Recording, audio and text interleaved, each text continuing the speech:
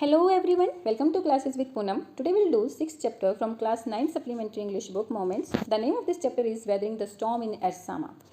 सबसे पहले हम जो है इस चैप्टर के टाइटल को ही डिस्कस करते हैं। वेदरिंग जो वर्ड है वो हम एसएस में ज़्यादा पढ़ते हैं, मेनली इन जियोग्राफी, और यहाँ पर इसका मीनिंग होता है destruction because of air and water. But इस चैप्टर में वेदरिंग का मीनिंग जो है एक डिफर है, that is to come out from the difficult situation, means अपने आप को जो है डिफिकल्ट सिचुएशन से बाहर निकालना। एरसामा जो है वो ओडिशा के कोस्टल रीजन पर सिचुएटेड एक छोटा सा टाउन है। सो इस चैप्टर में हम जिस स्टोरी के बारे में डिस्कस करेंगे वो रियल इंसिडेंट पर बेस्ड है।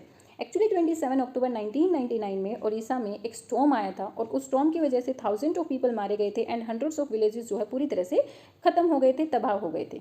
ओके, अब राइटर यहाँ पर हमारे साथ एक यंग मैन जिसका नेम प्रशांत है उसकी स्टोरी को डिस्कस कर रहे हैं। प्रशांत खुद से तो इस स्टॉर्म से बाहर निकलता है, इसके साथ साथ वो अपने विलेजर्स की भी हेल्प करता है। सो इन सारी चीज़ों को प्रशांत कैसे मैनेज करता है, will see in the chapter. So let's start. The cyclone that hit Orissa in October 1999 killed thousands of people and devastated hundreds of villages. अक्टूबर 1999 में ओडिशा में जो साइक्लोन आया था उसकी वजह से जो है थाउजेंड ऑफ पीपल मारे गए और हंड्रेड्स ऑफ जो विलेजेस थे वो पूरी तरह से डिवास्टेटेड हो गए थे। डिवास्टेटेड का मीनिंग होता है तबाह होना, विनाश हो जाना। For 2 dreadful nights, Prashant, a young man, was marooned on the roof of a house.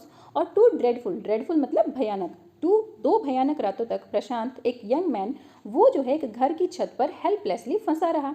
Maroon का मीनिंग होता है helplessly. On the third day he decided to go to his village. Did he find his family? लेकिन third day वो decide करता है कि वो अपने गांव जाएगा।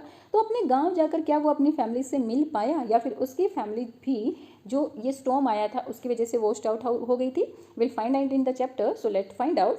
On 27 October 1999, 7 years after his mother's death, Prashant had gone to block headquarters of Ersama, a small town in coastal Orissa, some 18 kilometers from his village, to spend the day with a friend. On 27 October 1999 को अपनी mother के death के 7 years बाद, मतलब प्रशांत की mother की death हो चुकी थी और वो 7 years पहले हुई थी, तो अपनी मदर की डेथ के 7 years बाद प्रशांत वापस से जो है एरसामा के ब्लॉक हेडक्वार्टर गया।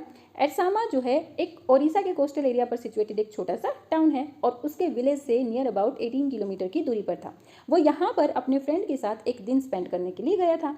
इन the evening a dark and the menacing storm quickly gathered. शाम के टाइम पर एक डार्क, घना, और मिनेसिंग का मीनिंग होता है डेंजरस, एक घना और डेंजरस तूफान आया। Winds beat against the houses with a speed and fury that Prashant had never witnessed before.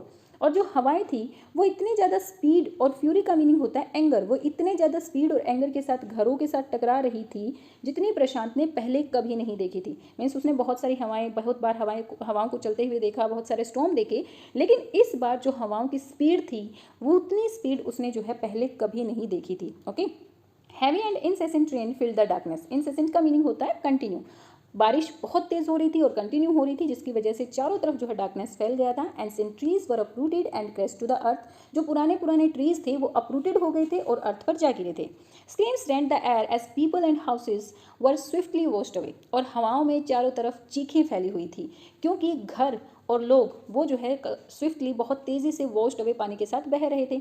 अब पानी के साथ लोग बह रहे थे तो चिल्ला रहे थे और वो चिल्लाने की आवाज़ चारों तरफ से सुनाई दे रही थी, इसीलिए राइटर ने कहा कि चीखें हवा में फैल चुकी थी। The angry water swilled into his friend's house neck deep. और जो ये एंग्री वाटर था वो उसके फ्रेंड के घर में भी बहुत ऊंचे तक, नेक तक जो है भर गया था, मतलब बहुत ऊपर तक आ चुका था। The building was of brick and mortar and was strong enough to survive the devastation of the wind's velocity of 350 km per hour. लेकिन उसके फ्रेंड के घर की जो बिल्डिंग थी वो ब्रिक और मॉर्टर से बनी हुई थी, ब्रिक्स और सीमेंट से बनी हुई थी, और इतनी स्ट्रॉन्ग थी कि वो इस 350 किलोमीटर पर आवर की स्पीड से आते हुए विंड की वेलोसिटी से जो डिवास्टेशन हो रहा था उसको सहन कर सकती थी, उसमें अपने आप को सर्वाइव कर पाई। मतलब उनका घर जो है स्ट्रॉन्ग इनफ था और इन हवाओं की वजह से नहीं गिरा, अदरवाइज तो बहुत सारे घर जो है उनके टाउन के गिर चुके थे। But the cold terror of the family grew with the crashing of trees that had got uprooted and fallen on their house sometime in the middle of the night, damaging its roof and walls. लेकिन family में उस time पर भय फैल गया। Terror का meaning होता है भय। उस टाइम पर भय फैल गया जब कुछ अपरूटेड ट्रीज जो है उनके घर की छत पर गिर गए थे in the middle of the night, और इन ट्रीज के गिरने की वजह से उनके घर की जो रूफ और वॉल्स हैं वो डैमेज हो गई थी। तो अब फैमिली डरने लग गई थी कहीं उनका घर भी जो है गिर ना जाए और वो लोग भी जो है इन हवाओं में, इस पानी में बह ना जाए। The crazed destruction brought by the cyclone and the surge of the ocean continued for the next 36 hours, although wind speed had reduced somewhat by the next morning. और ये जो crazed destruction था, ये जो पागलपन का destruction था, ये किसके द्वारा लाया गया था? रोड का मीनिंग होता है ब्रोट, लाना। ये एक साइक्लोन के द्वारा लाया गया था, मतलब साइक्लोन की वजह से वो हवाएं आई थी और हवाओं के साथ तेज़ बारिश आई थी, और इन हवाओं की वजह से ही जो पानी, ओशियन का जो पानी था उसमें बहुत तेज़ तेज़ लहरें उठ गई थी, और ये सारी चीज़ें जो है नेक्स्ट 36 आवर्स तक सेम होती रही, मतलब एक पूरा दिन और दिन रात और दिन। ओके, हालांकि जो नेक्स्ट मॉर्निंग थी उस टाइम पर हवाओं की जो स्पीड थी वो थोड़ी सी कम हो गई थी। To escape the rising water in the house, Prashant and his friends family had taken refuge on the roof. लेकिन हाँ, पानी जो है अभी भी उनके घर में राइज कर रहा था, बढ़ रहा था। तो इस राइजिंग वाटर से अपने आप को बचाने के लिए प्रशांत और उसके फ्रेंड की जो फैमिली थी उन्होंने घर की छत पर शरण ले ली थी। Prashant will never forget the shock he experienced at his first glimpses of the devastation wrought by the super cyclone in the grey light of the early morning। और अर्ली मॉर्निंग की ग्रे लाइट में प्रशांत ने जो experience किया उस shock को वो जो है कभी नहीं भूल पाएगा। मतलब जितना डिस्ट्रक्शन उसने देखा, हर तरफ पानी ही पानी दिखाई दे रहा था, कोई ट्री नहीं, कोई बिल्डिंग नहीं, कुछ एक घर वहाँ पर दिखाई दे रहे थे, अदरवाइज हर तरफ जो है तबाही दिखाई दे रही थी। तो इस तबाही की जो पहली ग्लिम्सेस प्रशांत ने एक्सपीरियंस की, उस शॉक को वो कभी नहीं भूल पाएगा। A raging deadly brown sheet of water covered everything as far as they could see. और एक raging deadly brown sheet of water ने हर एक चीज़ को कवर कर रखा था। जितनी दूर तक उनकी आंखें देख सकती थी उतनी दूर तक हर जगह जो है पानी ही पानी फैला हुआ था। Only fractured cement houses still stood in few places. और सिर्फ कुछ प्लेसेस पर जो है जो सीमेंट के बने हुए घर थे वही खड़े थे, जैसे कि प्रशांत के फ्रेंड का घर भी था, वो भी सीमेंट से बना था। तो ऐसे ऐसे घर जो स्ट्रॉन्ग थे और सीमेंट से बने हुए थे, सिर्फ वही कुछ घर जो है कुछ प्लेसेस पे दिखाई दे रहे थे, अदरवाइज हर एक चीज़ बह चुकी थी। Bloated animals, carcasses and human corpse floated in every direction. और जो फूले हुए एनिमल्स के शव थे, ब्लॉटेड का मतलब फूले हुए एनिमल की जो डेड बॉडी थी, ह्यूमन की जो डेड बॉडी थी, वो हर एक डायरेक्शन में फ्लोट कर रही थी। तो ये सारी चीज़ें जब प्रशांत ने देखी तो वो इस एक्सपीरियंस को कभी नहीं भूल पाएगा। All round even huge old trees had fallen. हर एक चीज़, इवन बड़े बड़े जो ट्रीज थे वो भी गिर चुके थे। Two coconut trees had fallen on the roof of their house. This was a blessing in disguise because the tender coconut from the trees kept the trapped family from starving in the several days that followed। और दो बड़े बड़े जो है coconut trees भी उन coconut trees उनकी भी छत पर आ गिरे थे। लेकिन हाँ, ये कोकोनट ट्रीज उनके लिए ब्लेसिंग्स बने। ब्लेसिंग्स किस तरीके से बने? क्योंकि हर जगह पानी ही पानी था, तो खाने पीने की चीज़ें, घर में भी पानी भर गया था, तो उनकी जो खाने पीने की चीज़ें थी वो भी बह गई थी। तो ये जो कोकोनट ट्रीज थे, उन कोकोनट ट्रीज से जो उन्हें नाजुक टेंडर कोकोनट्स मिले, उन कोकोनट्स के ऊपर फैमिली जो है आगे आने वाले कुछ दिनों तक डिपेंड रही। कुछ दिनों तक उन्होंने जो है उन्हीं कोकोनट्स को खाया। तो ये कोकोनट ट्रीज उनके लिए ब्लेसिंग बने। शायद अगर ये कोकोनट ट्रीज उनकी घर की छत पर ना गिरते तो उनके लिए उनके पास खाने के लिए भी कुछ नहीं होता। अब वो ठंड में तो मर ही रहे थे क्योंकि इतनी ज़्यादा बारिश हो रही थी और वो लोग छत पर बैठे हुए थे। इसके साथ साथ अगर उनके पास खाने के लिए भी कुछ ना होता तो शायद उनका सर्वाइव करना मुश्किल था। तो ये कोकोनट ट्रीज उनके लिए क्या बने? ब्लेसिंग्स बन गए थे। For the next 2 days Prashant set huddled with his friends family in the open of the top roof. और अगले 2 दिनों तक प्रशांत जो है अपने फ्रेंड की फैमिली के साथ छत के ऊपर खुले में दुबक कर बैठा रहा। हडल्ड का मीनिंग होता है दुबकना, तो दुबक कर वहीं पे बैठा रहा। They froze in the cold and incessant rain. Cold और इंसेसेंट कंटिन्यू रेन की वजह से वो पूरी तरह से जम चुके थे। The rain water washed away Prashant tears. लेकिन रेन वाटर जो ने प्रशांत के टीयर्स को वॉश्ड अवे कर दिया था। The only thought that flashed through his mind was whether his family had survived the fury of the super cyclone. Was he to be bereaved once again. Bereaved का meaning होता है फिर से दुख में जो है डूब जाना, यानी कि अपने किसी फ्रेंड या रिलेटिव्स को खोना बिकॉज ऑफ डेथ। सो एक ही थॉट प्रशांत के माइंड में बार बार आ रहा था कि क्या इस सुपर साइक्लोन में उसकी फैमिली सर्वाइव कर पाई होगी या नहीं। तो ऐसे सबके साथ होता है, नॉट ओनली विद प्रशांत। देखिए, अगर हम अपनी फैमिली से कहीं दूर होते हैं और ऐसे कोई सिचुएशन आ जाती है तो हमें हमारे माइंड में सिर्फ और सिर्फ हमारी फैमिली चलती है कि भाई हाँ वो ठीक होंगे या नहीं होंगे, और हमारी फैमिली के माइंड में सिर्फ हम चलेंगे कि भाई हाँ हम ठीक हैं या नहीं है। ऐसा ही हो रहा था दोनों साइड। ओके, सो प्रशांत के माइंड में यहाँ एक ही थॉट चल रहा था कि भाई हाँ इस सुपर साइक्लोन में उसकी फैमिली सर्वाइव कर पाई होगी या नहीं कर पाई होगी, या फिर वो फिर से जो है किसी अपने से वंचित हो जाएगा। पहले भी तो हो चुका था ना, वो पहले भी वो अपनी मदर को 7 years पहले जो है अपनी मदर को खो चुका था। तो बस उसके माइंड में एक ही थॉट चल रहा था कि क्या इस बार भी वो अपने किसी रिलेटिव को, अपने किसी फैमिली मेम्बर को खो तो नहीं देगा। 2 days later, which seems to Prashant like 2 years, the rain ceased and the rain water slowly began to recede। और 2 days बाद, जो कि प्रशांत को 2 साल के बराबर लग रहे थे। अब देखो, फैमिली के साथ अगर वो होता तो शायद ये सिचुएशन उसकी नहीं होती। लेकिन अब वो अपनी फैमिली के साथ नहीं था, तो उसको वो 2 डेज़ जो है 2 ईयर्स के जैसे लग रहे थे। तो 2 डेज़ के बाद जो है रेन थोड़ी सी कम हो गई थी और जो रेन वाटर था वो उतरना स्टार्ट हो गया था। Prashant was determined to seek out his family without further delay. अब प्रशांत ने निश्चय किया कि वो जो है बिना और कोई डिले किए अपनी फैमिली को ढूंढने के लिए जाएगा। But the situation was still dangerous and his friends family pleaded with Prashant to stay back a little longer, but Prashant knew he had to go. हालांकि बारिश कम हो गई थी, बारिश का पानी उतर रहा था, लेकिन सिचुएशन अभी भी डेंजरस थी। तो प्रशांत की फ्रेंड की फैमिली ने उसे प्लीड मीन्स रिक्वेस्ट किया कि प्रशांत कुछ दिनों तक, कुछ टाइम तक और उसके पास रुके, लेकिन प्रशांत डिसाइड कर चुका था कि अब उसको जाना ही है। He equipped himself with a long sturdy stick and then started on his 18-kilometer expedition back to his village through the swollen flood water. उसने जो है अपने आप को इक्विप्ड किया, मतलब उसने ली क्या, एक लॉन्ग एंड स्टडी का मीनिंग होता है मजबूत, बहुत स्ट्रॉन्ग, एक लॉन्ग और स्ट्रॉन्ग स्टिक उसने ली और फिर जो है अपने गांव तक का जो एक्सपीडिशन था 18 किलोमीटर का, वो उसने जो है इस स्वैलोड वाटर में स्टार्ट किया, मतलब भरे हुए वाटर में स्टार्ट किया। It was a journey that he would never forget, और वो एक ऐसी जर्नी थी जिसको वो कभी नहीं भूल पाएगा। क्यों नहीं भूल पाएगा? He constantly had to use his stick to locate the road to determine whether the water was most shallow. अब उसको जो है इस स्टिक का यूज़ बार बार करना पड़ रहा था, हर जगह उसको देखना पड़ रहा था कि भाई हाँ रोड कहाँ है। स्टिक का यूज़ करते हुए वो रोड को देख रहा था और वो ये साथ में स्टिक के साथ ये भी चेक कर रहा था कि पानी कहीं पर गहरा तो नहीं। At places it was waist deep, और कई प्लेसेस पर तो वो उसके कमर तक, वेस्ट का मीनिंग क्या होता है, कमर तक आ रहा था। एंड प्रोग्रेस वो स्लो, और वो जो है धीमी गति से चल रहा था। At several points he lost the road and had to swim, लेकिन कई जगह पर जो है वो रोड से उतर भी गया, मतलब उसको रोड का रास्ता नहीं मिला और उसको स्विम करके वापस रोड तक आना पड़ा। मतलब दोनों तरह की सिचुएशंस उसके साथ थी। After some distance he was relieved to find 2 friends of his uncle who were also returning to their village. They decide to move ahead together, और कुछ डिस्टेंस के बाद वो थोड़ा सा रिलीव हो गया क्योंकि उसके अंकल के 2 फ्रेंड्स उसको रास्ते में मिले जो कि गांव वापस जा रहे थे। अब उन तीनों ने डिसाइड किया कि वो जो है इकट्ठे मिलकर इस जर्नी को करेंगे। देखिए ये भी थोड़ा सा इजी हो जाता है, क्योंकि जब हम अकेले होते हैं और ऐसी डिफिकल्ट सिचुएशन होती है तो हमारे लिए मूव करना बहुत मुश्किल हो जाता है। बट हाँ, जब हमारे साथ किसी की कंपनी होती है, किसी का साथ होता है, तो ऐसी सिचुएशन को हैंडल करना थोड़ा सा ईजी हो जाता है। तो इसीलिए जो है उन तीनों ने डिसाइड किया कि वो अब इकट्ठे ही अपने गाँव की तरफ मूव करेंगे।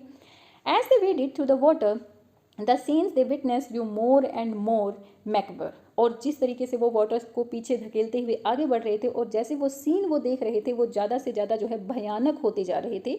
दे had to push away many human bodies, men, women, children and carcasses of dog, goats and cattle that the current swept against them as they moved ahead.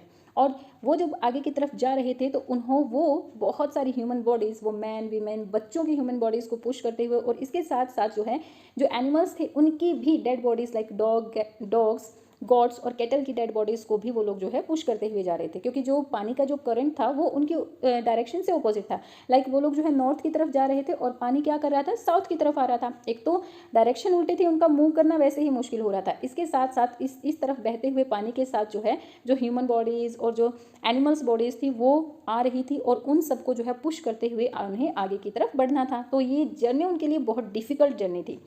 In every village they passed they could barely see a house standing, और हर एक गांव जिसको उन्होंने पास किया वो मुश्किल से वहां पर किसी घर को देख रहे थे। Prashant now wept loud and long. He was sure that his family could not have survived this catastrophe. Catastrophe का मीनिंग होता है नेचुरल डिजास्टर। सो इन सब चीज़ों को देखकर प्रशांत जो है बहुत ज़ोर ज़ोर से और बहुत देर तक रोया, क्योंकि वो जो है कहीं ना कहीं डिटर्मिंड हो चुका था, कहीं ना कहीं उसको श्योर हो चुका था कि भाई ये जो नेचुरल डिजास्टर है इसमें उसकी फैमिली सर्वाइव नहीं कर पाई होगी। इवेंचुअली प्रशांत रीच्ड हिज विलेज कालीकुड़ा, और अंततः प्रशांत जो है कालीकुड़ा अपने गांव पहुंच गया था। उसके गांव का नाम था कालीकुड़ा। हिज हार्ट वेंट कोल्ड, और जैसे ही वो अपने गांव में पहुंचा उसका हार्ट जो है कोल्ड हो गया, मतलब उस जो सीन उसने देखा उस सीन को देखकर वो बहुत ज़्यादा परेशान हो गया। Where their home once stood, there were only remnants of its roof. जहाँ पर उनका घर होता था वहाँ पर अब उसकी रूफ के ही कुछ पार्ट थे। रेमनेंट्स का मीनिंग होता है सम पार्ट्स, कुछ पार्ट्स थे। Some of their belongings were caught, mangled and twisted in the branches of trees just visible above the dark water. और कुछ उनके बिलोंगिंग्स यानी कि उसके घर का कुछ सामान जो है उसको दिखाई दे रहा था जो कि पानी में मिक्स हो रखा था, और जो ट्रीज थे उनकी ब्रांचेस पर ट्विस्ट होकर टूटा फूटा था और उनकी ब्रांचेस पर अटका हुआ था। Young Prashant decided to go to Red Cross shelter to look for his family. अब प्रशांत ने डिसाइड किया, अब यहाँ तो वो देख चुका था कि भाई हर एक जो घर है, इवन उसका भी जो घर है वो वॉश्ड आउट हो चुका है, तो उसने डिसाइड किया वो एक बार जो है रेड क्रॉस शेल्टर जाकर भी अपनी फैमिली को ढूंढेगा।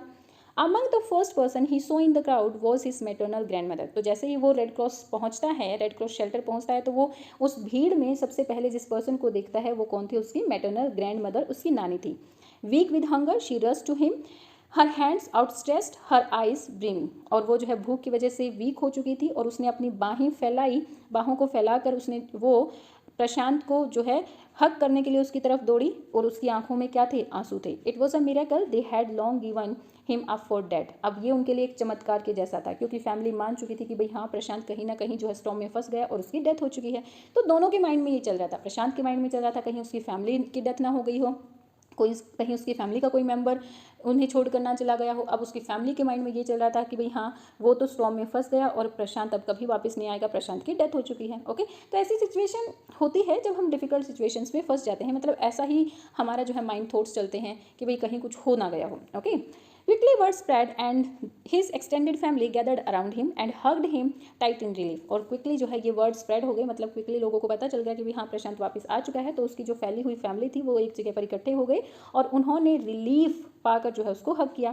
प्रशांत एनेक्सेसली स्नैक्ड द मॉल्टी बैटर्ड ग्रुप। और प्रशांत ने यहाँ पर बेचैन होकर जो ये मॉल्टी मतलब स्प्रेड, बिखरे हुए जो ग्रुप थे उनको देखा, मतलब बिखरी हुई जो फैमिलीज थी उनको देखा। किसी भी फैमिली का कोई भी मेंबर एक दूसरे से मिल नहीं पा रहा था, मतलब इन सब चीज़ों को देखा। His brother sister, his uncles and aunts, they all seem to be there. और उसे जो है अब हर कोई वहाँ पर दिखाई दिया, उसके brother sister uncle aunt. But हाँ, प्रशांत जो है कहीं ना कहीं रिलीव्ड हो गया था कि भाई हाँ, उसकी फैमिली क्या है, सुरक्षित है। By the next morning, as he took in the disparate situation in the shelter, he decided to get a relief over himself। और next morning जैसे उसने देखा कि शेल्टर में किस तरह से जो भयानक सिचुएशन फैली हुई है, जो डर का माहौल फैला हुआ है, तो उसने डिसाइड किया कि वो अपने आप को इस डर के माहौल से बाहर निकालेगा। ये जो सेंस है दुख की, परेशानियों की, से अपने आप को बाहर निकालेगा। He sensed a deathly grief settling upon the 2500 strong crowd in the shelter. और उस शेल्टर में 2500 लोग थे और सभी के अंदर वो एक ही चीज़ देख रहा था, डेथ का दुख देख रहा था कि भाई हाँ, सभी लोग जो है किसी ने अपने किसी अपने को खो दिया था। और इन सबको देखकर वो क्या देख रहा था कि भाई हर कोई दुख में डूबा हुआ है। 86 lives were lost in the village. Village के 86 लोगों की लाइफ चली गई थी, मतलब 86 लोगों की डेथ हो चुकी थी। All the 96 houses had been washed away. It was their 4th day at the shelter. और जो उनके गांव में 86 उनके गांव में जो 96 हाउसेज थे वो सभी जो है पानी में बह चुके थे और ये शेल्टर का 4th डे था। So far they had survive on green coconuts but there were too few to go to around such a tumult of people. 4 दिनों तक वो जो है ग्रीन कोकोनट्स पर सर्वाइव रहे, लेकिन इतने ज़्यादा लोगों के लिए ये जो कोकोनट्स थे अब वो कम पड़ते जा रहे थे। Prashant all of 19 years decided to set up in as leader of his village if no one else did. Prashant जो है उस टाइम पर 19 ईयर्स का ही था और उसने डिसाइड किया कि वो जो है गांव का लीडर बनेगा अगर और कोई बनने के लिए रेडी नहीं होगा तो। मीन्स उसने सोचा कि अगर और कोई लीडर बनता है तो वो उसको बनाएंगे, बट अगर कोई और लीडर बनने के लिए रेडी नहीं है तो प्रशांत जो है अपने गांव का लीडर बनेगा। He organised a group of youths and elders to jointly pressurise the merchant once again to part with his rice. उसने जो है यूथ और एल्डर्स को इकट्ठा किया, उसका एक ग्रुप बनाया और ये ग्रुप उसने किस लिए बनाया था? ताकि वो मर्चेंट को एक बार फिर से प्रेशराइज कर सके उन्हें राइस देने के लिए। This time the delegation succeeded and returned triumphantly wading through the receding water with food for the entire shelter। और इस टाइम पर ये जो डेलीगेशन था, डेलीगेशन मतलब लोगों का ग्रुप था, वो सक्सीड हुआ, मतलब वो लोग मर्चेंट से राइस लाने में सक्सीड हुए और ट्रायम्फली यानी कि विजय होकर वापस अपने शेल्टर की तरफ लौटे और पानी को जो है वेड करते हुए, पानी को पीछे धकेलते हुए शेल्टर के सभी लोगों के लिए वो फूड लेकर लौटे। No one care that the rice was already rotting. और जो उनको राइस मिले थे वो पहले से ही रोटेड थे, मतलब गले हुए थे, सड़े हुए थे, लेकिन इस चीज़ से किसी को फ़र्क नहीं पड़ा कि भाई हाँ रोटेड है तो इट्स ओके। वो उनको कुछ भी खाने के लिए नहीं मिल रहा था, अगर उनको ये रोटेड राइस भी मिल रहे थे तो वो भी उनके लिए बहुत बड़ी बात थी। तो इस चीज़ के लिए किसी ने केयर नहीं किया कि राइस रोटेड है तो इट्स ओके, रोटेड है तो कोई बात नहीं, आने दो। Branches from fallen trees were gather to light a reluctant and slow fire. और अब गिरे हुए जो ट्रीज थे उनसे ब्रांचेस को इकट्ठा किया गया और वहाँ पर जो है धीमी फायर जलाई गई, क्योंकि ब्रांचेस गीली थी ना तो फायर जो है जल्दी और तेज़ नहीं जली, तो धीमी सी एक फायर जलाई गई on which to cook the rice, जिसके ऊपर जो है राइस को पकाया गया। For the first time in 4 days the survivors at the cyclone shelter were able to fill their bellies. और इन 4 दिनों में पहली बार शेल्टर के जो सर्वाइवर्स थे उन्होंने जो है पेट भर खाना खाया। His next task was to organise a team of youth volunteers to clean the shelter of filth, urine, vomit and floating carcasses and to tend to wounds and fractures of many who had been injured. और उसका जो next task था, अगला जो काम था, वो था यूथ वॉलंटियर कोई एक टीम को ऑर्गेनाइज करना जो कि शेल्टर में जो गंदगी, फिल्थ का मीनिंग होता है गंदगी, जो गंदगी, यूरिन, वॉमिट और फ्लोटिंग कैरकेसेस फैले हुए हैं उनको इकट्ठा, उनको जो है क्लीन कर सकें, और जो एनिमल्स की जो डेड बॉडीज़ इधर उधर से बह कर आ गई हैं उनको भी शेल्टर से हटा सकें, और जो वुंड्स और फ्रैक्चर्ड लोग हैं उनको जो है वो क्योर कर सकें। On the 5th day, a military helicopter flew over the shelter and dropped some food parcels. और 5th डे एक मिलिट्री हेलीकॉप्टर जो है शेल्टर के ऊपर से आया और उसने जो है खुद कुछ फूड पार्सल्स गिराए। It then did not return, और इसके बाद से वो फिर वापस कभी नहीं आया। The youth task force gathered empty utensils from the shelter. Then they deputed the children to lie in the sand left by the water around the shelter with these utensils on their stomachs to communicate to the passing helicopters that they were hungry. अब next जो काम किया इस youth volunteers की team ने, वो क्या किया, उन्होंने सारे शेल्टर से जो है जो खाली बर्तन थे उनको इकट्ठा किया, और पानी की वजह से जो रेत बह कर आ गया था उस रेत के ऊपर बच्चों को लेटाया और उनके पेट के ऊपर, जो उनके स्टमक के ऊपर उस खाली बर्तन को रख दिया, ताकि हेलीकॉप्टर जब वापस ऊपर से आए तो वो देखे कि भाई हाँ बर्तन खाली हैं, तो इट मीन्स वो भूखे हैं। ओके, सो ये कम्युनिकेट करने के लिए उन्होंने ये काम किया, क्योंकि इतने ऊपर से जो है हेलीकॉप्टर में तो हम आवाज़ नहीं दे सकते, ना ही सुन सकती है, तो प्रशांत ने अपना माइंड लगाया और टीम ने मिलकर जो है ये काम किया। बहुत ही मतलब अच्छा तरीका था लोगों को, हेलीकॉप्टर्स को ये बताने के लिए कि भाई हाँ they need food. The message got through and after that the helicopter made regular rounds of the shelter air dropping food and other basic needs. और जो मैसेज वो देना चाहते थे हेलीकॉप्टर्स को, वो मैसेज जो है पहुंच गया, और उसके बाद से हेलीकॉप्टर जो है रेगुलर राउंड जो है शेल्टर पे लगाने लगा, और जो खाना और जो बेसिक नीड्स की ज़रूरत शेल्टर के लोगों की थी, लाइक कपड़े हैं, टेंट का लिए सामान है, वो सारा का सारा जो है ऊपर से नीचे गिराने लगी। Prashant found that a large number of children had been orphaned. Prashant ने देखा कि बहुत सारे बच्चे जो है अनाथ हो गए हैं। He brought them together and put up a polythene sheet shelter for them. उसने जो है उन सबको इकट्ठा किया और उन सब के लिए जो एक पॉलिथीन शीट का शेल्टर बनाया। Women were mobilise to look after them. Women को इकट्ठा किया गया, औरतों को इकट्ठा किया गया उनकी ध्यान रखने के लिए। While the man secured food and material for the shelter. और जबकि मैन को क्या काम दिया गया कि भाई वो शेल्टर के लिए फूड और दूसरी जो चीज़ों की ज़रूरत है वो इकट्ठा करेंगे। As the week pass Prashant was quick to recognise that the women and children were sinking deeper and deeper in their grief.